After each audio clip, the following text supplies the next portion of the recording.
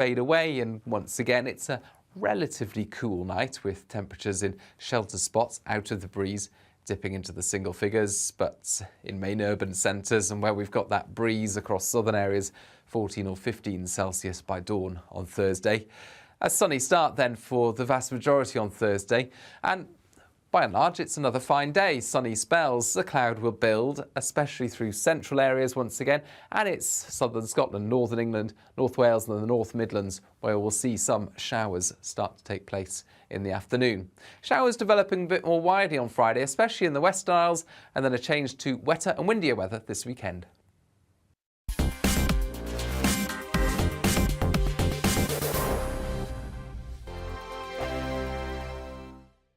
Join my show Farage, 7 p.m. till 8 p.m. Monday through Thursday, and there you will get opinion, analysis, debate, and I'll cover stories that nobody else dares to touch. You've been cancelled. Join the club. Oh my goodness me. And then for the last 15 minutes, talking pints. We're over a drink. We have a civilised conversation with someone. We very often disagree, but we do it in a grown-up way. Come and join me on Farage.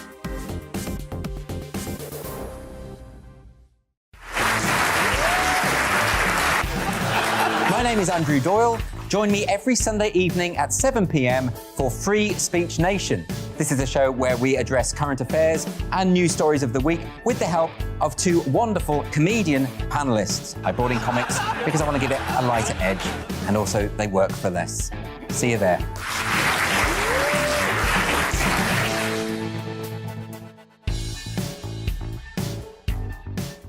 Hi there, it's Stephen and Anne.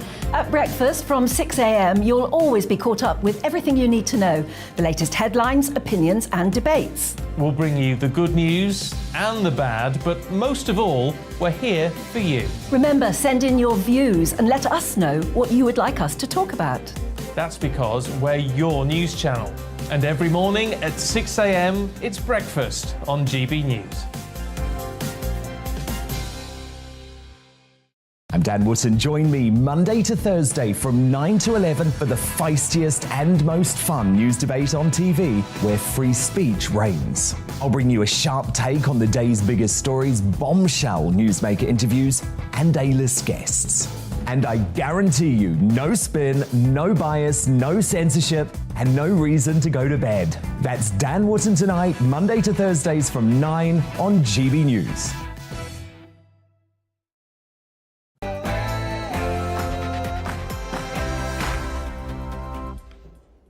Hey, welcome along on tonight's Mark Steyn show. The hits just keep on coming.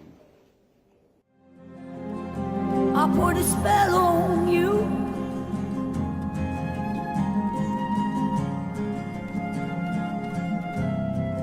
Because you're mine. Oh, yeah. That's Bonnie Tyler with the Royal Philharmonic Orchestra, conducted by Mike Batt. Maestro Bat will be here a little later. I put a spell on you because you're mine. You better stop the things you do. I ain't lying. I wish it was that easy. After 2.5 years of rule by the expert class, nothing works. I mean, literally nothing. I wish we could put a spell on them, or at least tell them you better stop the things you do. But instead, they're doubling down on the things they do. The German agricultural minister says starving to death is just an easy way a loser like you can help save the planet. That's great to know, isn't it? Scientists say if you're that hungry, eat a wind turbine. And are you nutso enough to want to bring a baby into this bonkers world? Well, you might want to read the very small print from Her Majesty's government. Lois Perry, Jamie Jenkins and Natalie Winters will take us on a tour of the continuing crisis, plus the most vital part of the show, all the more important, when we live in the constant swirl of a blizzard of lies, your comments and questions. Give it your best, be as personally vicious about me as you wish. I can take it. Well, actually, I can't. I'm riddled with self-doubt on the best of days, but Mike Batt can take it, so you can always pick on him if you'd rather do that instead. Send your comments along by email to gbviews@gbnews.uk, or you can Twitter me at gbnews. But first, as ever, the latest headlines with Polly Middlehurst.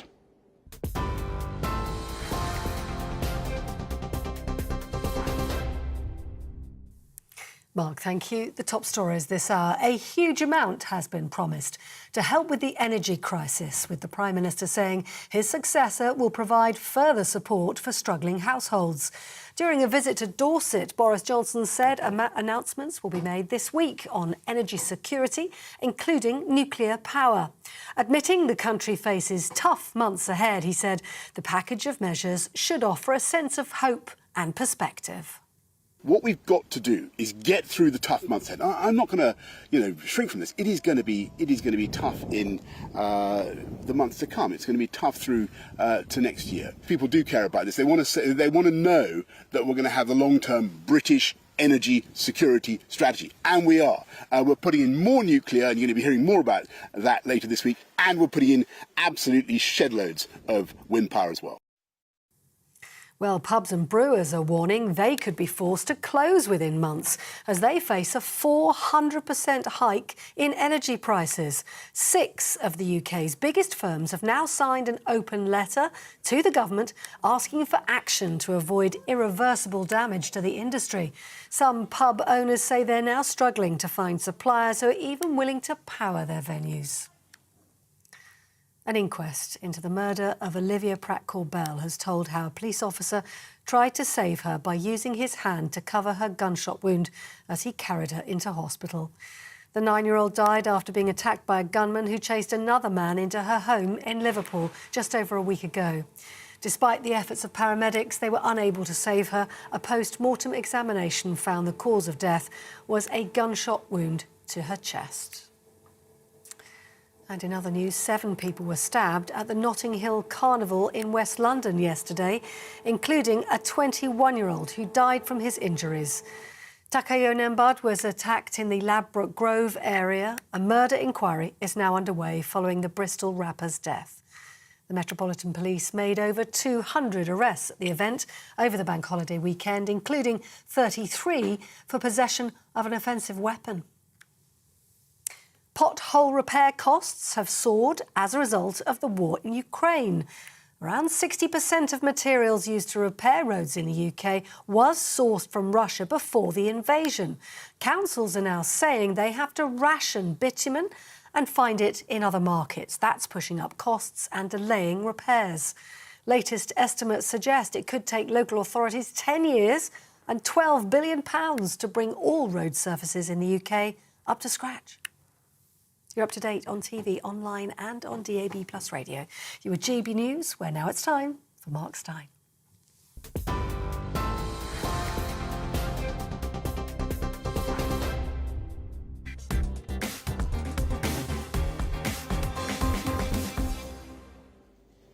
Thank you, Paulie. A quick update on stories we've been following on this show. We cover them because most media outlets don't. We have a new grooming gang investigation, or rather the reopening of an old one. No, not Telford, Oldham, Rotherham, Rochdale, Oxford, Banbury, Aylesbury, but this time in Hull.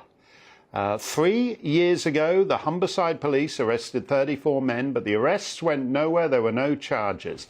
By the way, look at that picture The Independent uses. A young girl slumped on the floor in silhouette, suffused in apparent sadness, very nice, very tasteful, very limpid, very oblique, very subtly and artistically lit. And it's great stuff if you want to win some artistic cliché of the year competition, but it gets in the way of the ugly reality of towns up and down England, which is why I prefer to talk to the poor, wretched girls themselves, who aren't posing for any nice artistic pictures like that.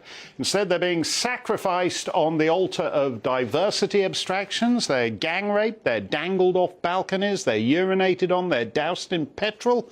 And if you have the misfortune to get pregnant and it inconveniences your groomer, then you die in a mysterious car accident or your house is burned down. The girls are what matter here. If you're more concerned about the sensitivities of Pakistani community rape gang members, your moral compass has gone screwy. Another update on the big shut-up, the increasing intolerance of social media for anything that dissents from the official narrative, no matter how crapped out that narrative is. Freedom of speech is going to be particularly critically important in the months ahead, given the number of people likely to be freezing to death because of insane government policies. So it would be nice to be able to talk openly and honestly about things. Vicky Spit has appeared regularly on this show for some months now. She lost the love of her life to the AstraZeneca vaccine.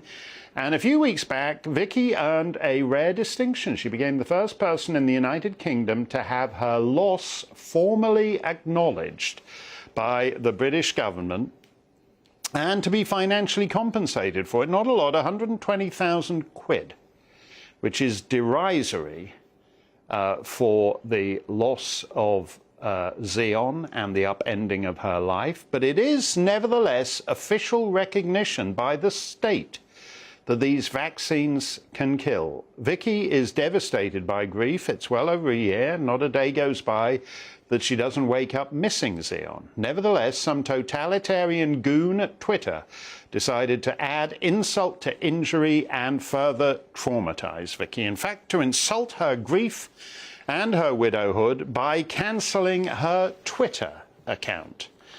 As her fellow vax victim, Claire Hibbs, whom you've also seen on this show, Claire says Twitter is victimizing and shutting up a widow. That's right.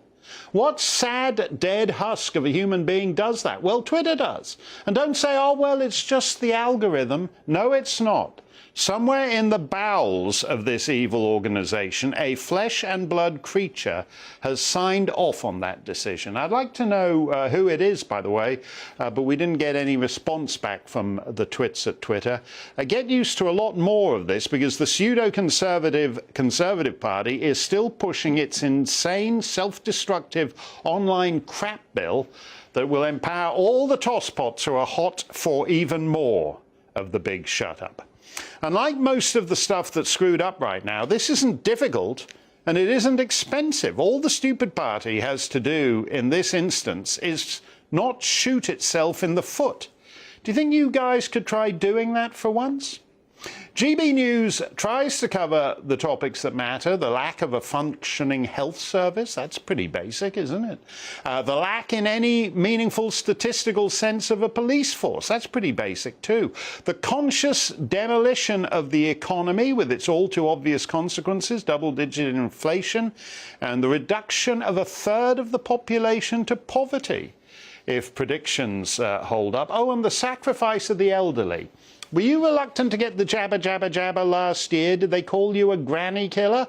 Well, we're going to be killing grannies this winter on an industrial scale. You better hope that global warming is real, because if it's a regular winter, you're going to freeze.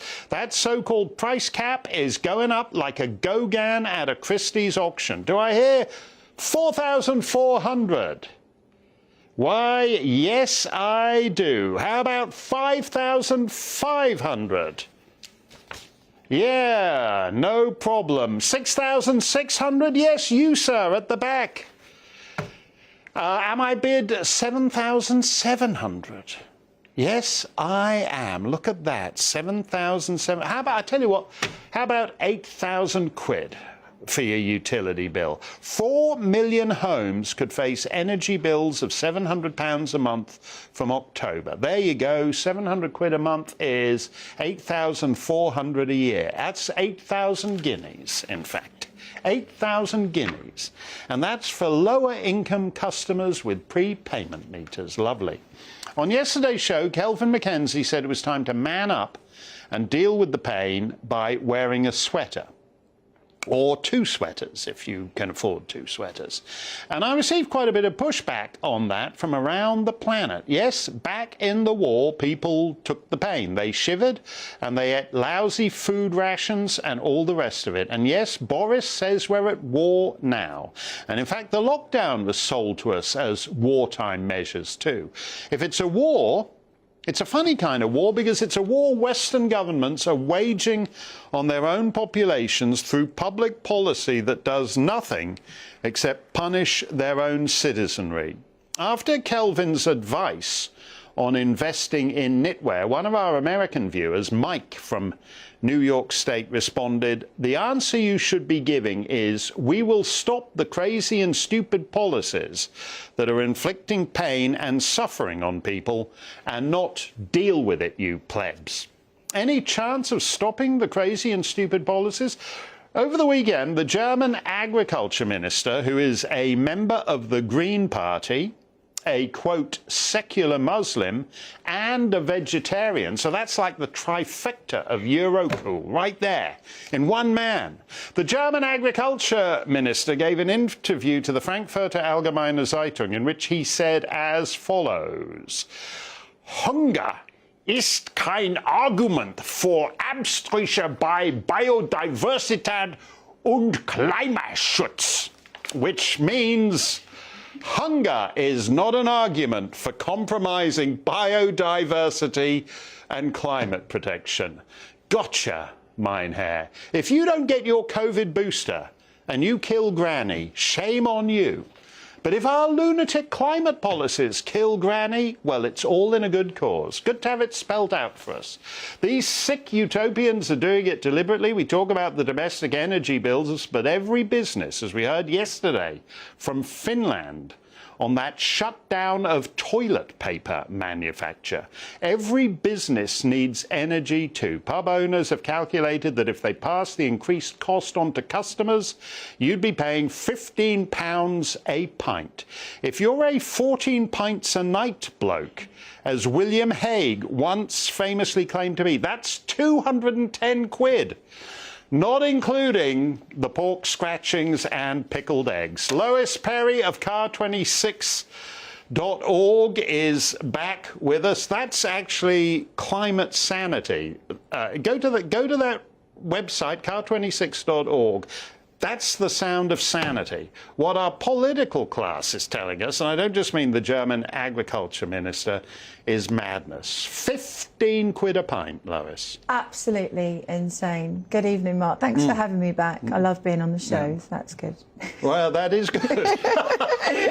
and make the most of it, because I don't know what, I mean, all the lights in the television studio, who knows whether we'll be able to afford to keep them on the way this Who knows going. whether anybody will be able to afford anything at all. And it's interesting what you're saying about pubs, because pubs are the last bastion of a normal English, British, or any country's way of life, where we can go and speak and we're not looking at a screen. Yeah. And they're 75% face closure over the winter. Yeah. It's absolutely disgusting. Just say that again. 75%. Yeah. That's staggering. Nobody says anything about it. Permanent lockdown. Yeah, and there's no price cap for them. I mean, insofar as the price cap still means anything, we're meant to think that 7,700 quid. Oh, thank God for the price cap. Who knows what it would be otherwise? Well, the price cap is a guide, isn't it? So it's supposed to be so that people can plan ahead, but it's just got absolutely out of control and ludicrous. Now, I mean, I don't believe there should be government intervention, though, in terms of saving the pubs or whatever. What I think is that the pubs, unfortunately, will have to put their prices up. But the punters, the customers, need to know this is nothing to do with the war in Ukraine. This is nothing to do with anything apart from their own government's net stupid policies. As long as they realise that, then that's the main thing. This is nothing to do with anything else. Well, a week from today, a certain lady, unless Rishi pulls off the all-time great surprise, is going to be up at Balmoral, kissing hands and becoming Prime Minister of the United Kingdom. Why doesn't she just say now, net zero is bonkers when you're talking about £15 a pint for beer?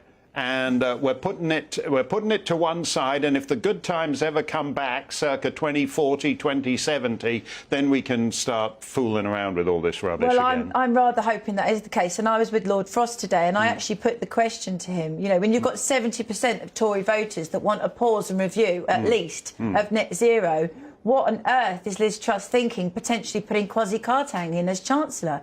I mean, he's a net zero fanatic, and Lord Frost is not really into the whole net zero thing at all. But, you know, he has to be careful what he says, and I don't want to break any Chatham House rules. But, you know, we really need Liz to scrap net zero, don't we? But the Kwasi Kwarteng thing, it does worry me, because You know, he's a fanatic. And he's surrounded by fanatics as well. Well, the point is, I mean, I listened to Boris just on the news just now. He's terribly excited about some more wind turbines he's putting in or whatever. People are going to die, you idiot.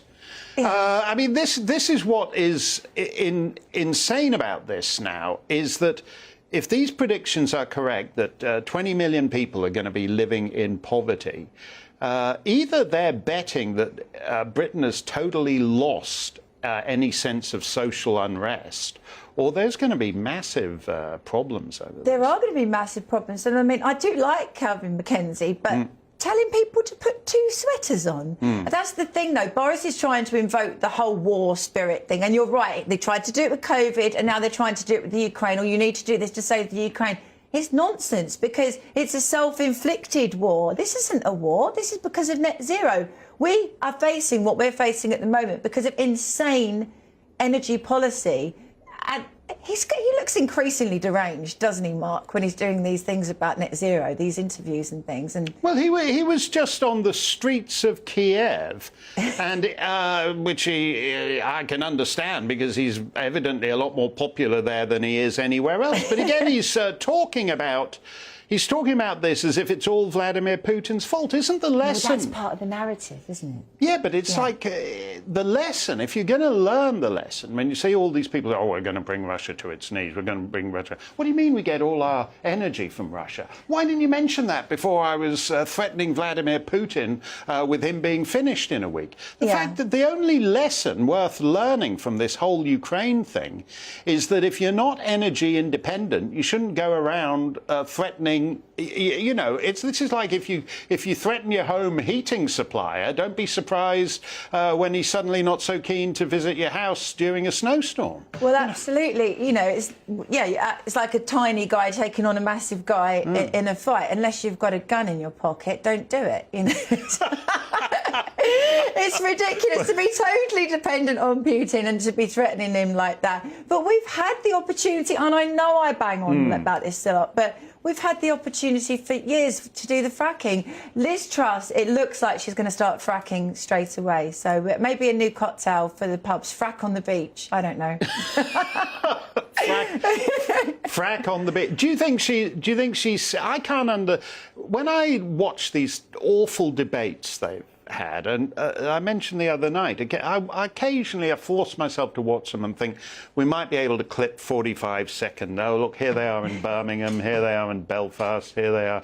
You know, but the conversation is, and I blame the interviewers as much as anything, like these BBC guys and all the rest of them, the conversation isn't really anywhere near where it ought to be on the crisis that ordinary people are facing through no fault of their own. They don't care about ordinary people. They're pushing these constant narratives which are just complete infringements on our liberty and our way of life. You know, the pubs are the tip of the iceberg. The problem is the British people have got completely used to being told what to do now. COVID was a little bit of a test bed for it, wasn't it? But this is, in effect, an energy lockdown if we're going to have everything closing because of the price of energy. And it's completely self-inflicted and completely avoidable. I just hope that Liz Truss has the balls, I know she's a girl, but has the balls to hit the ground running with this. I'm hoping that she has. I mean, seeing and speaking to Lord Frost today, he has every faith in her. So we'll just have to see, won't we? Well, 3/4 of pubs face, I mean, small business.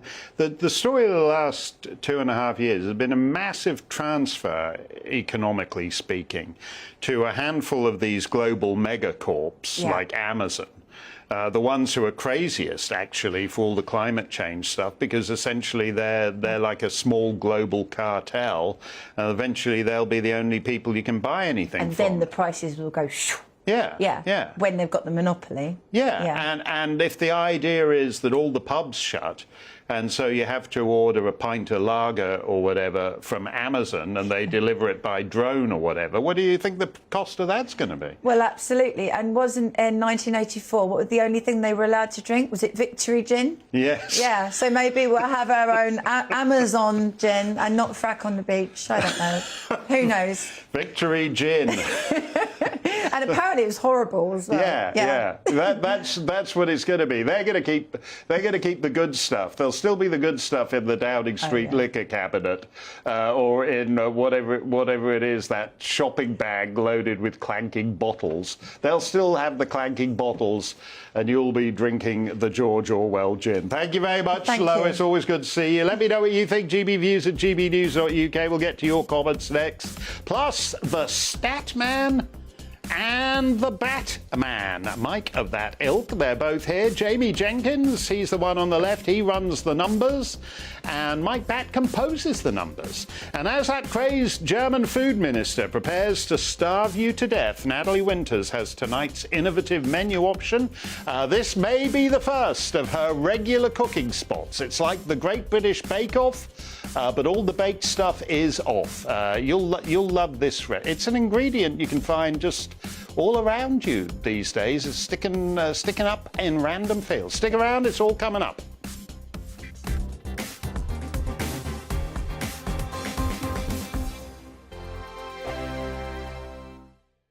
Join my show Farage, 7 p.m. till 8 p.m. Monday through Thursday. And there you will get opinion, analysis, debate, and I'll cover stories that nobody else dares to touch. You've been cancelled. Join the club.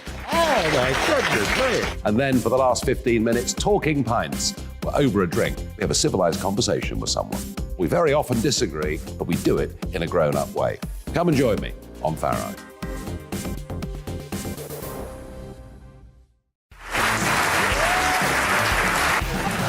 My name is Andrew Doyle. Join me every Sunday evening at 7 p.m. for Free Speech Nation. This is a show where we address current affairs and news stories of the week with the help of two wonderful comedian panellists. I brought in comics because I want to give it a lighter edge, and also they work for less.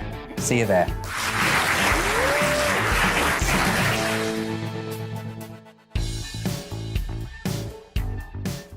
Hi there, it's Stephen and Anne. At breakfast from 6 a.m, you'll always be caught up with everything you need to know, the latest headlines, opinions and debates. We'll bring you the good news and the bad, but most of all, we're here for you. Remember, send in your views and let us know what you would like us to talk about. That's because we're your news channel. And every morning at 6 a.m, it's breakfast on GB News. I'm Dan Wootton. Join me Monday to Thursday from 9 to 11 for the feistiest and most fun news debate on TV, where free speech reigns. I'll bring you a sharp take on the day's biggest stories, bombshell newsmaker interviews, and A-list guests. And I guarantee you, no spin, no bias, no censorship, and no reason to go to bed. That's Dan Wootton tonight, Monday to Thursdays from 9 on GB News.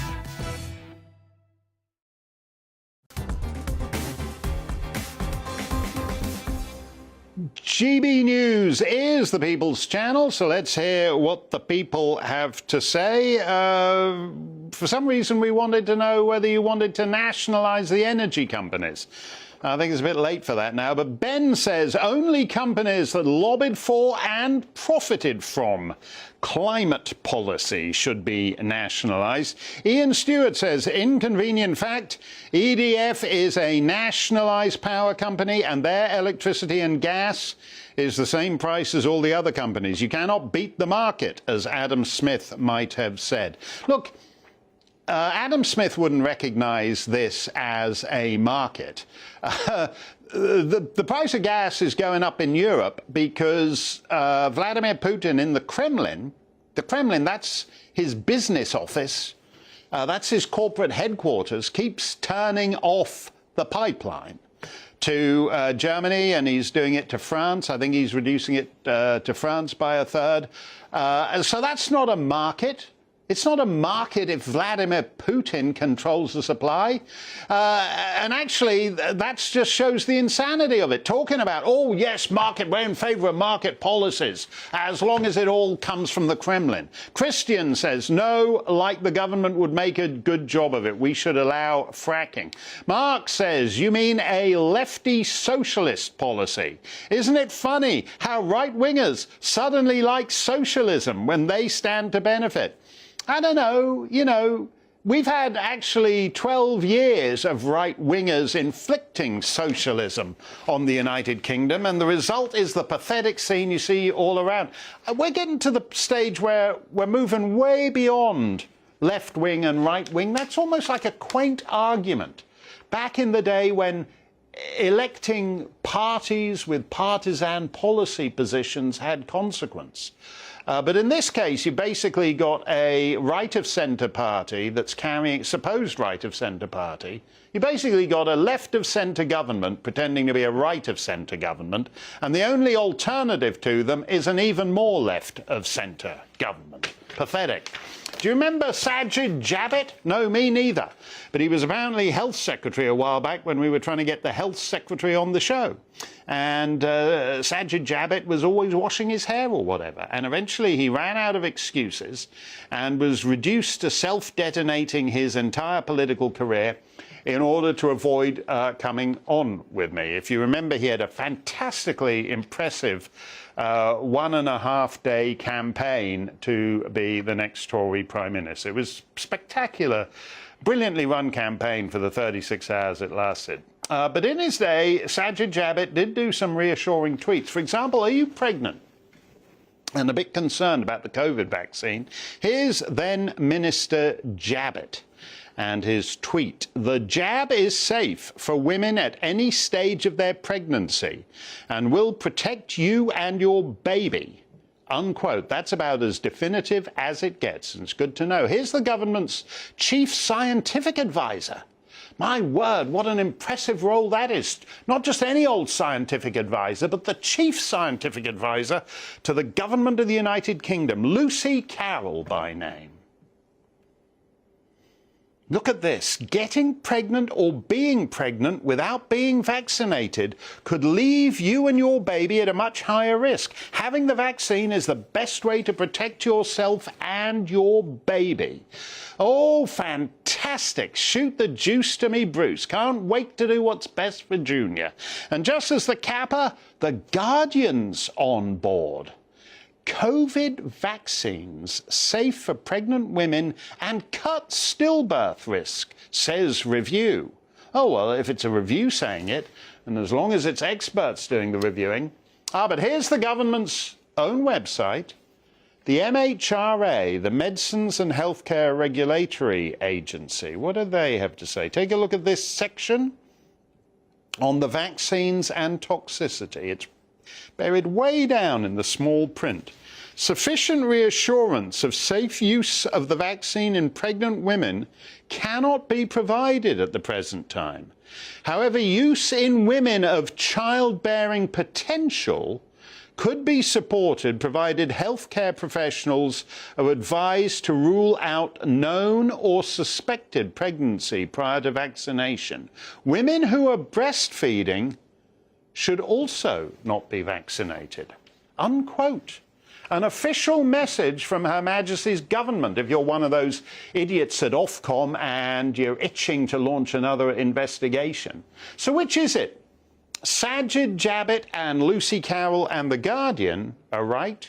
Or is it that the medical regulatory agency of this great nation is right? Jamie Jenkins was head honcho of health numbers at the Office of National Statistics. Jamie, it's a little bit odd that the health secretary and the chief scientific advisor are giving advice to pregnant women that seems to be entirely opposite to what the MHRA are saying. Yeah, good evening, Mark. I think it's probably worth just for the viewers and the listeners trying to explain what the MHRA are. So they're there to basically ensure that medicines meet the applicable safety standards. And what you've put up there has been in their kind of guidance on the government website for a while there, which I think what's confusing here is that, as you said, they've talked about you shouldn't be giving the vaccines to kind of women who are breastfeeding. And then on the NHS website, so separate, but obviously people would think of that as the government as well, they say that it is safe to breastfeed. So I think the confusion that's coming out is two government bodies, in a way, giving conflicting advice. And people are kind of caught between the middle of where they should go on this. So I've looked at some of the facts and figures, Mark, just on the kind of pregnancy and the vaccination itself. And just for some reassurance, I suppose, for those parents who are out there, that we've had about 600,000 women gave birth between January 21 and February 2022. And about 150,000 of them had the vaccine. So that's about, 150,000 out of 600. And we do know that, obviously, the vaccine rates over that period from 2021 to 2022 were going up. And by February 2022, about 66% of mothers who gave birth had actually had a dose of the vaccine. I think a couple of stats that people are obviously going to be interested in, Mark, are going to be stillbirth rates and premature births. And if you do look at the data that's published for England by the UK Health Statistics Agency, there is actually no difference in the risk of a stillbirth or a premature birth when you're looking at the vaccine status of the mother. I think what's more alarming is what the ONS figures were showing in 2021, Mark, is we did see an uptick in the stillbirth rate for mothers, which is just not, regardless of vaccination status, this is. And that might be down to a number of different factors. It was the biggest increase we've seen for 20 years, Mark. We saw a spike in Scotland as well as England and Wales. And we do know that through the pandemic, antenatal appointments were kind of cancelled. Some were done over the telephone. So was the kind of care given to mothers itself through the COVID pandemic a cause of an increase in stillbirths? That's something that needs investigating, I think. Well, as you say, there was that uptick in Scotland, and there have been upticks in Ontario and various other places in the developed world. There must be a reason why the MHRA is quite emphatic that even if you're talking about a woman of childbearing potential, as they put it, which is any woman under, middle age, I guess, or even late middle age these days, that you need to establish that she's not pregnant or thinking of becoming pregnant before you give her the vaccine. Clearly, as you've said, just on the numbers, this wasn't done. Why you said people are torn. People are torn halfway. I don't think it is. I don't think it is like that. I think this government website where they put this in the small print, you've really got to be looking for that to come across it. No, indeed, Mark. And I think obviously the MHRA should, in theory, trump everybody else because, as I say, they're there looking at the safety. I suppose one would argue that what they're saying is they can't provide the reassurance of the safety. And in the absence of not being able to say it's safe, they could argue that, well, we can't prove that it's unsafe as well, which obviously isn't a great thing for some parents who obviously are mothers who are kind of conceiving and they've got children. And I think what we've got as well, Mark, is that if you do take some of the information sheet that's given to mums, so I have seen information sheets that are given out to kind of mums when they're thinking about having the vaccine, there are other factors at play which we don't know yet at the moment, Mark, which is that we've got no studies on the long-term effect on babies because it's a new vaccine, so that's something that will come down the line. I think the reassurance obviously is that on the stillbirth rate and the premature birth rate, we're not seeing that big impact at the moment when you're looking at those figures. I do think we do need that investigation though, Mark, to understand why it has ticked up through the pandemic itself. And has the care, we've talked about it recently about excess deaths, Mark, and the lack of care for diabetes patients through the pandemic. Has there been an impact on stillbirth rates because of the lack of care for parents and mothers through the pandemic as well? Well, thank you for that, Jamie. I would also like, it's not really an investigation, but we did ask, as we tried to get the health secretary on this show, but we did ask the chief scientific advisor if she'd like to come on and explain why she gave advice that is at odds with, as you were saying, what ought to be the senior and definitive source of advice, the MHRA. But we're going to stay on this because it's very odd. And those twerps, those totalitarian twerps at Twitter and Facebook, this is the government of the United Kingdom that is now actually saying that pregnant women or breastfeeding women or even women of potential childbearing years should not be taking these vaccines. Thank you very much, Jamie. Always great to see you. How would you like to eat and get wind? I know what you're thinking. I had enough of that when my flatmate turned vegan. But that's not what I mean. As we've heard, the German food minister is happy for you to starve, and farmer Bill Gates is buying up all the land so he can feed you locusts and crickets and cockroaches. But there's something new and tasty on the menu. Take a look. What's that? You can't see the ripened crops because of all those hideous wind turbines in the way? No, no, that is the new delicious crop. As you know, wind turbines are very environmentally friendly until they've come to the end of their lives, at which point they just have to be tossed in the landfill, and that's not environmentally friendly. So Michigan State University scientists have come up with a solution. Just as with an old horse, when a wind turbine is too aged and feeble to generate any more wind, you should just eat it. Seriously. Wind turbine blades could be recycled into gummy bears, scientists say. And if scientists say it, it must be true, because we follow the science, must follow the science. We couldn't get gummy bears here. I think it's an American delicacy. So we had to make do. This is from a British wind turbine, I take it. These are actually jelly babies. And as you can see, they're covered in dust. That's not some toxic dust from the wind turbine. I think that's confectioner's sugar. Natalie Winters is with us from the National Pulse. Natalie, is this just some giant leg pull, or are they serious about getting us to eat wind turbines?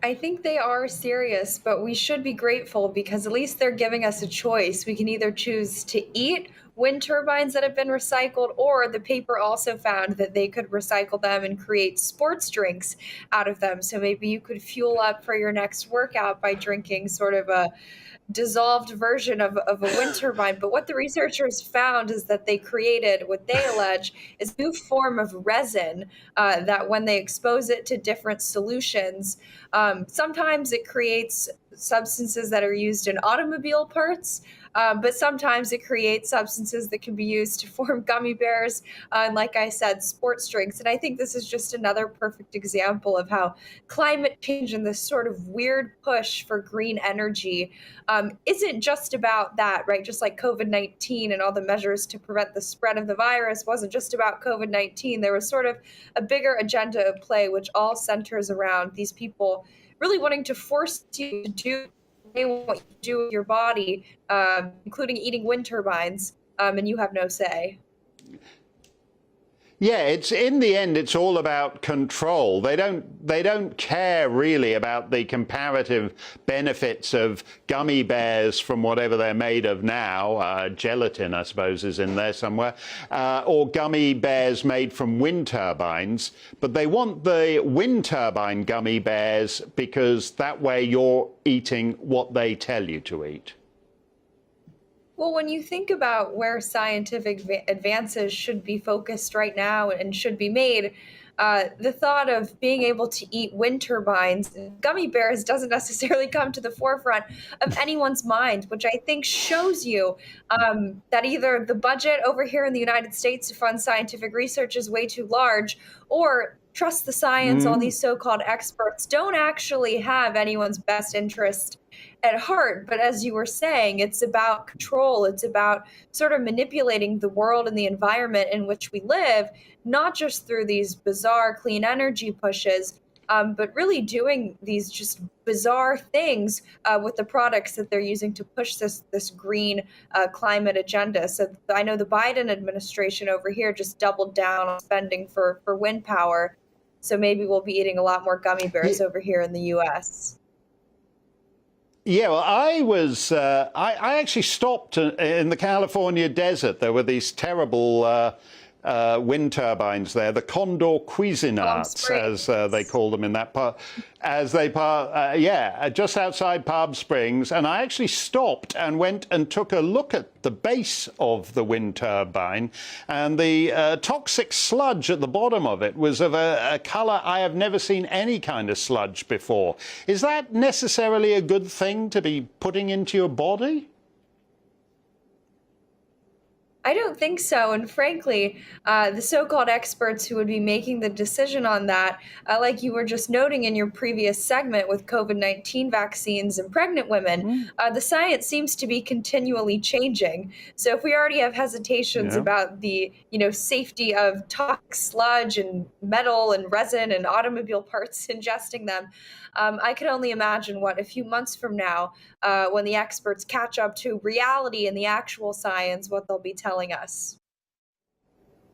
Well, thank you for that, Natalie. And I'm a generous guy, so the next round of gummy bears is on me. I'm going to take you to dinner at Wendy's or maybe Kentucky Fried Turbine. Summer Steyn looms, GB Views at GBnews.uk, and the multi-talented Mike Batt is with us.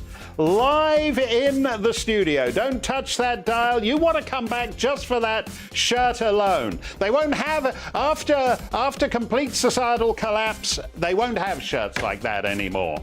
He'll be making shirts out of wind turbines. We're coming back.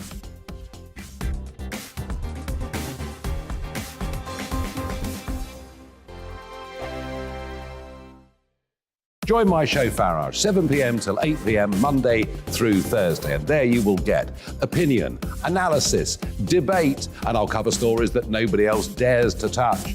You've been cancelled. Join the club. Oh my goodness me. And then for the last 15 minutes, talking pints. We're over a drink. We have a civilised conversation with someone.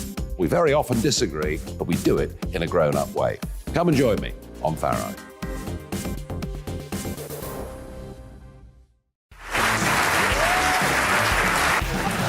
My name is Andrew Doyle. Join me every Sunday evening at 7 p.m. for Free Speech Nation.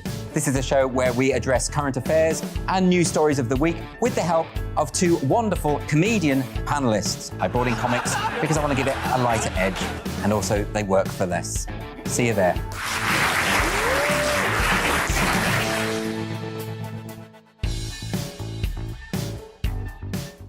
Hi there, it's Stephen and Anne.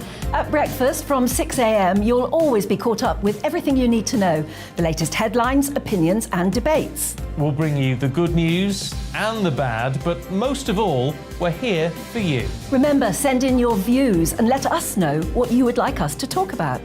That's because we're your news channel. And every morning at 6 a.m, it's breakfast on GB News. I'm Dan Wootton. Join me Monday to Thursday from 9 to 11 for the feistiest and most fun news debate on TV, where free speech reigns. I'll bring you a sharp take on the day's biggest stories, bombshell newsmaker interviews, and A-list guests. And I guarantee you, no spin, no bias, no censorship, and no reason to go to bed. That's Dan Wootton Tonight, Monday to Thursdays from 9 on GB News.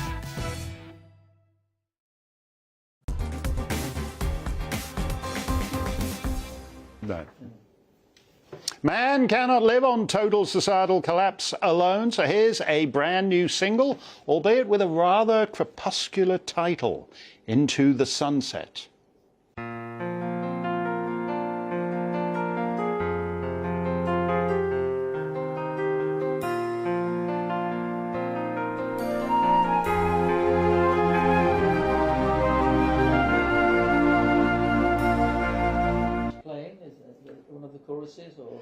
Hey, wait a minute, what happened there? That's just the point you'd think someone was about to start singing. That's Bonnie Tyler's effective little tease for it. You just get a bit of orchestral scene setting and you don't hear Bonnie's... You know Bonnie Tyler from Lost in France and Total Eclipse of the Heart. You know Mike Batt from the Wombles, Phantom of the Opera, and that talented Ulster lass by way of the former Soviet Union, which I've never really understood. But Mike is with it. I'll tell you what, we should hear a bit of... Let's hear a bit of that with the actual vocal. Here it comes. The stories we could tell, God knows what we both been through. You caught me when I fell, the same as I did for you.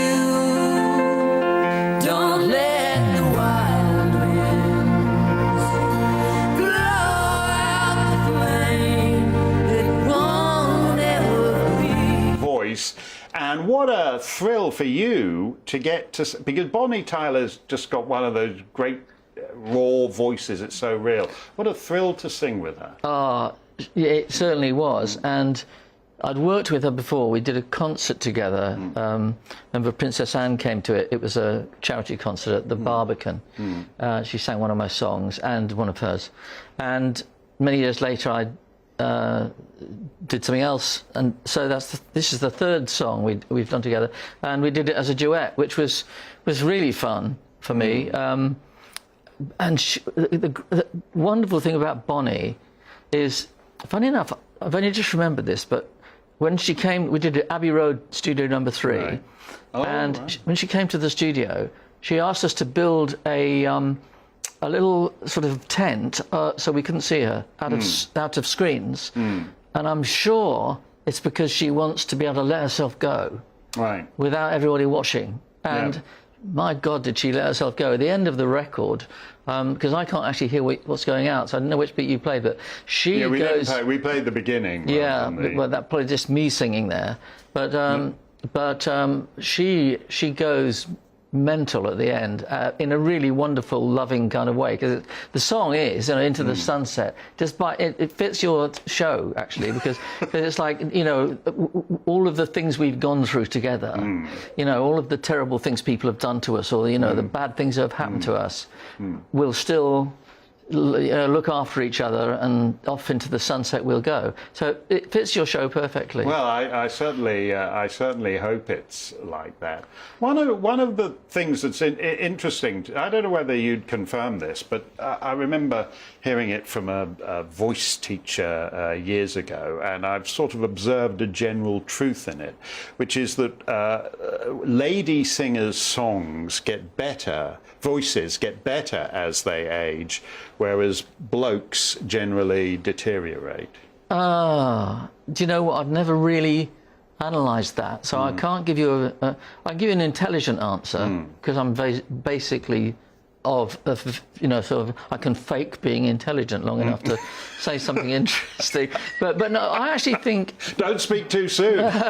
Generally speaking, people's voices lower as they get older. Look at Elton, for example. He's got a very low voice. When he was younger, he sounded like a young...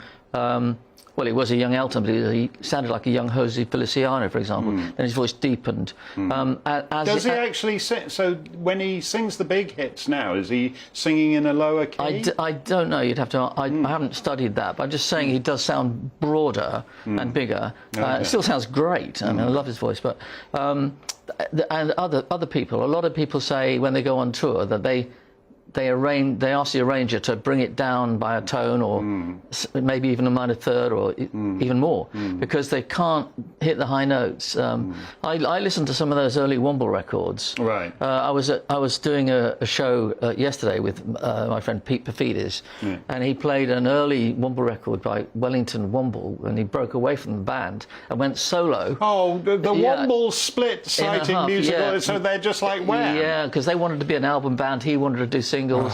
So it was called the Rainmaker. It was in 1976 in the heat wave, so it was perfect. And he played it, Pete did, and I thought, how did I ever sing that high? Is that whenever you want? Yeah, I can still do it. Yeah, you can still do it. So maybe it doesn't.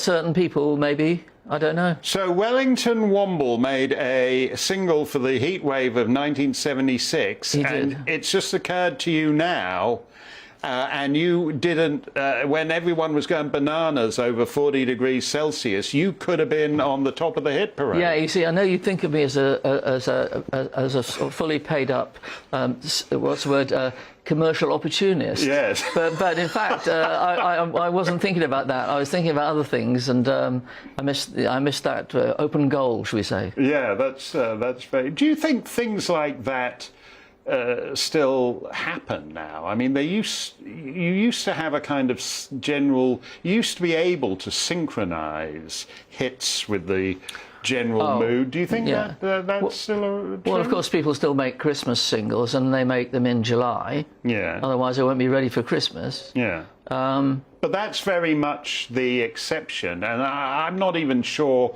I mean, that whole Love Actually scenario where people take an old hit and then stick the word Christmas in it. My friend Randy Bachman from Bachman Turner Overdrive actually did that for real. I mean, things like that, but that's very much that's a particular thing, isn't it? Yeah, you know, I mean, I joked, you know, that you very kindly gave some exposure when I was last on to my new project, Croix Noir, with Ace Hansel Jr. Yeah. And I do it. Neo-steampunk. Neo-steampunk project that it is with its. And we're both talking as if we know what that term means. It's fantastic. If you were to make an Ofcom complaint and say that both of us are just bluffing, that Ofcom complaint would withstand all scrutiny. But I was saying to him, you know, why don't we just put sleigh bells on it and put one out for Christmas, and they won't know the difference. But of course, you know, I mean, one would only do anything like that as a joke. And perish the thought that I should ever do anything as a joke, Mark. Tell me something, because you write words and music, you arrange, you produce, you sing with Bonnie Tyler, which is not someone to sing with lightly, because, as you say, she's got a phenomenal... When she's, like, you don't want to be within 5 miles when she's really letting rip. No, she's fabulous. By the way, there should be a Bolly Tyler. We should do an album with Bonnie Tyler of all Bollywood stuff. That would be good. Bolly Tyler. Now you really are thinking. That's like, you've waited half a century for this. How many times have you bought an album by a Welsh songstress singing all the great Bollywood hits? No, and we could also have a bottle of Bolly. Oh, yeah, and a bottle of Bollinger. Let me, since we're now digressing somewhat, let me ask you, her big hit by Jim Steinman, Total Eclipse of the Heart. Wasn't it great? Well, it's a fabulous record, but I wonder about that line, turn around, bright eyes, because your song, Bright Eyes, was a #1 for Art Garfunkel. It was. Are they referencing, is Jim Steinman referencing the song? I don't know. I mean, I'd be honoured if he was. If it was, probably it was subconscious, but I also... The beginning of George Michael's Christmas hit goes da da da da da da da. Actually, without the wrong note, I sang a wrong note. Yeah, do it again correctly. Da da da da da da da da. Yeah, that's true. That's true. I think that's an unconscious nick from Bright Eyes, but you know. I can't, and I wouldn't mind anyway. You should do a Christmas version of it, and with George Michael has already sort of hinted. Sort of at do a mashup. Yeah, that's right. Turn around, brighter. Mike Batt has always got something going for him, and this new single with Bonnie Tyler is out on Friday, Into the Sunset. Let's just do a quick stump here before we go into the sunset. This is very happy stuff. Twitter user says, how many stabbings and murders will it take for Sadiq Khan to go out of his cushy London office job as mayor? Well, as he has said, random violence is just what it means to live in a big, vibrant world city. So that just shows what an exciting, glamorous city London is, when you get 7 people stabbed in Notting Hill and 1 poor rapper. Speaking of the music business, 1 poor rapper dead at 21 and his girlfriend expecting their child. That'll do it. Dan Wootton's here to titillate you Tuesday. What do you got, Dan? Mark Steyn, another great show. Lots of talk about this MHRA document online, Mark, now suggesting that the COVID vaccine isn't safe for pregnant women. So we've been investigating this. I'll reveal what's going on, why this document has emerged now. But Calvin Robinson, who's on our Superstar panel tonight, says this is the biggest act of negligence since World War II. So we'll debate it, we'll put both sides. Plus, the barrister Francis Hoare is here tonight on why he believes the architects of our lockdown, including the likes of Christopher Whitty and Patrick Vallance, should face criminal prosecution. Well, certainly when you have government officials, including these science advisors, saying, oh, you need to protect your baby, get your jab, pregnant ladies, breastfeeding ladies, get your jab, while the government's own senior authority on this says, no, don't. There's something to answer, and these guys have to answer it. That's all coming up with Dan after the weather, the best 2 hours in late night telly. Stay safe, stay free. Hello, I'm Aidan McGivern from the Met Office. The weather stays relatively benign during the next 24 hours. Clear spells, dry for most. Some showers around, but not an awful lot, and those showers will mainly affect the east coast, where a breeze is blowing from the North Sea at the moment because of high pressure to the north of the UK. That high pressure extending its influence across the country, keeping weather fronts from moving in from the Atlantic for the time being and keeping things relatively clear and dry. But there will be some areas of cloud overnight. There'll still be some showers affecting eastern parts of Yorkshire, eastern parts of Lincolnshire, for example. And where we've got that breeze stirring things up, temperatures will hold up in the low teens overnight. But in some shelter spots inland, we could see single figures by dawn and a few mist and fog patches, North Wales, North Midlands, Northern England and southern Scotland, for example. They'll soon disappear, and then showers will start to pick up across Northern England, North Midlands, North Wales. Otherwise, away from those showers, sunny spells, and I think a bit more sunshine compared with Tuesday, with temperatures up to 25 or 26 Celsius in the south, high teens, low 20s for Scotland, Northern Ireland and Northern England. Into the evening, and any cloud tends to largely fade away, and once again it's a relatively cool night with temperatures in shelter spots out of the breeze dipping into the single figures, but in main urban centres and where we've got that breeze across southern areas, 14 or 15 Celsius by dawn on Thursday. A sunny start then for the vast majority on Thursday, and by and large it's another fine day. Sunny spells, the cloud will build, especially through central areas.